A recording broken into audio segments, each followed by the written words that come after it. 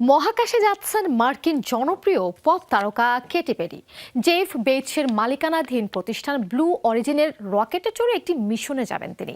1963 সালে ভ্যালেন্টিনা তেরেস্কোভার ঐতিহাসিক মহাকাশ ভ্রমণের পর এটি হবে কেটির প্রথম নারী নেতৃত্বাধীন মহাকাশ মিশন। কেনই বা এই মিশন, কি রয়েছে এর নেপথ্যে? মার্কিন পপ তারকা কেটি পেরি 2001 সালে নিজের নামে প্রথম সঙ্গীত অ্যালবাম প্রকাশ করেন তিনি। পরবর্তীতে 2004 থেকে 2005 সাল পর্যন্ত তার দ্বিতীয় অ্যালবাম ও টিম ম্যাট্রিক্সের সাথে মিশ্র একটি অ্যালবামের কাজ করেন কেটি। 2008 সালে তার দ্বিতীয় একক সঙ্গীত প্রকাশের মাধ্যমে সর্বাধিক খ্যাতি অর্জন করেন তিনি। তবে এবার কেটি পেরির নামের সঙ্গে যুক্ত হতে যাচ্ছে আরেকটি বিশেষণ, মহাকাশচারী। হ্যাঁ, সম্প্রতি মহাকাশে যাচ্ছেন জনপ্রিয় এই সঙ্গীত শিল্পী। জেফ বেজোসের মালিকানাধীন প্রতিষ্ঠান ব্লু অরিজিনের রকেটে চড়ে একটি মিশনে যাবেন তিনি। মিশনের নেতৃত্বে থাকছেন কেটি নিজে।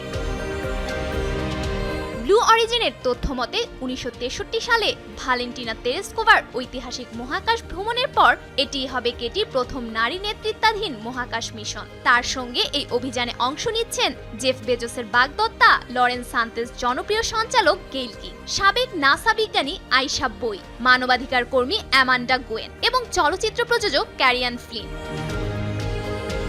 চলতি বছরই মহাকাশের পথে রওনা দেবে ব্লু অরিজিনের NS-31 মিশনটি। আগামী 23 এপ্রিল থেকে 11 নভেম্বর পর্যন্ত বিশ্ব কনসার্ট ট্যুরে ব্যস্ত থাকবেন কেটি পেরি। তাই ধারণা করা হচ্ছে এর আগেই সম্পন্ন হবে এই মহাকাশ অভিযান। জানা যায়, এত বড় একটি মিশনে নেতৃত্ব দিতে পেরে নিজেকে গর্বিত বলে মনে করছেন কেটি পেরি। এজন্য আশা প্রকাশ করে তিনি জানান, এই অভিযান পরবর্তী প্রজন্মের নারীদের মহাকাশ গবেষণায় অংশ নিতে অনুপ্রাণিত করবে। বর্তমান সময়ের অন্যতম জনপ্রিয় পপ তারকা 40 বছর বয়সী কেটি পেরি। 2001 সালে ক্যারিয়ার শুরুর পর থেকে 5 বার আমেরিকান মিউজিক অ্যাওয়ার্ডস ও 5 বার বিলবোর্ড মিউজিক অ্যাওয়ার্ডস জিতেছেন তিনি। Safura Afrin, showbiz tonight.